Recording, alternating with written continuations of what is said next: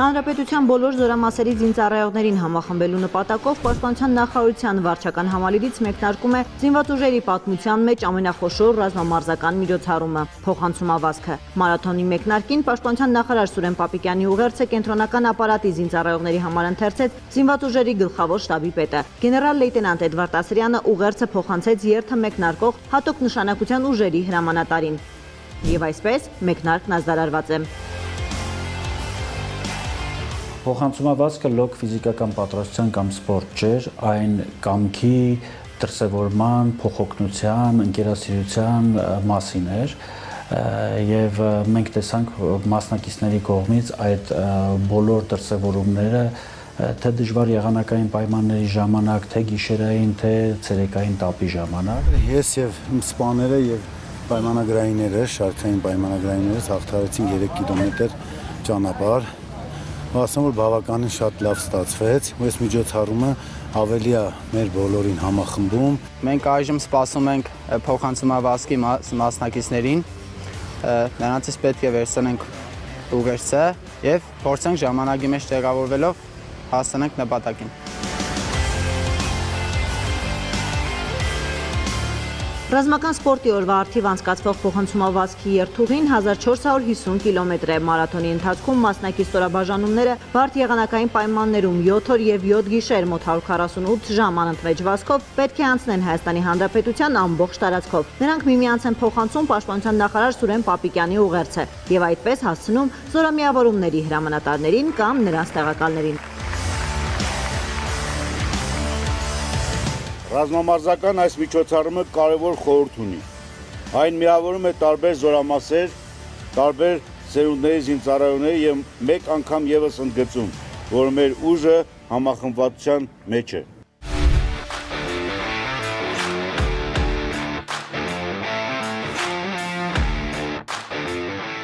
Մարաթոնի ընթացքում եւ դրան զուգահեռ մայրաքաղաքում ու մարզերում անցկացվում են նաեւ մրցաշարեր ու համերգներ։ Սպորտային մրցաշարերին ստորաբաժանումների զինծառայողներին էին միանում մեր քաղաքացիները, լավագույններն արժանացան մեդալների ու գավաթների։ Փոխանցումավազքի խորհուրդը համախմբվելն է, ռազմական միջոցառումները կազմակերպել մեր զորամիավորումներում, ընդգրկելով քաղաքացիական անձնակազմին։ Դրանք լոկ ռազմամարզական միջոցառումներ չեն, դրանք զինծառայողներին համախմբում են եւ այս միջոցառումների արդյունքում մեր զինծառայողների մեջ վստահ են, որ ավելի է բարձրանալու կարգապահությունը եւ նվիրվածությունը մեր պետությանը, մեր հայրենիքին։ Զինված ուժերի գլխավոր շտաբի ֆիզիկական պատրաստության եւ սպորտի ծառայությունը համայնքների հետ համատեղ մարզական ու համերգային միջոցառումներ էին կազմակերպել նաեւ Եղեգի Զորաց եկեղեցում, Սարդարապատ համալիրում եւ Եռաբլուր զինվորական պանթեոնում։ Այսօր հավաքվել ենք դիմավորելու մասնակիցներին, փոխանցումավազքի իրանց ուժ գտանք։ Շատ գեղեցիկ միջոցառում էր կազմակերպված, շատ ուրախ եմ, որ այսպիսի բարձր ոգով, այսպիսի ուրախությամբ ենք ճանապարհում մեր զինվորներին։ Մեր երեխաներն մեծ ուրախությամբ իրենց մասնակցություն ունեցան այսօրվա միջոցառմանը եւ իհարկե հաճելի է տեսնել մեր զինվորներին այս տրամադրությամբ։ Անչափ ուրախ ենք, որ ականատեսը դարձանք, մասնակիցը դարձանք այս հիանալի ձեռնարկի կազմակերպության։ Փոխանցումավազքն ավարտվում է Հանրապետության օրվան ընդառաջ։ Բարձրագույն սպայակազմը կրկին վարչական համալիրի շարահրապարակում է դիմավորելու փոխանցումավազքի վերջին մասնակիցներին՝ Վազգեն Սարգսյանի անվան ռազմական ակադեմիայի կուրսանտներին։ Հենց նրանք են բերում զինված ուժերի զորամիավորումների հրամանատարների զեկույցը։ Փոխանցումավազքին ընդգրկվեցին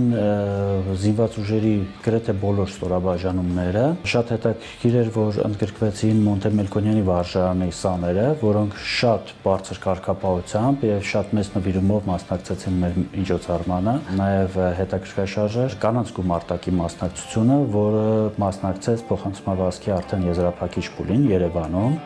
Փոխանցումավազքի մասնակիցները եւս մեկ անգամ վերահաստատում են, որ սա միայն մարզական միջոցառում չէ, այն խորհրդանշում է միասնությունը, ոգու անկոտրում կամքն ու հավատը վաղվա օրվա հանդեպ։ Փոխանցումավազքը այն վկայությունն է, որ մեր ուժը միասնության մեջ է։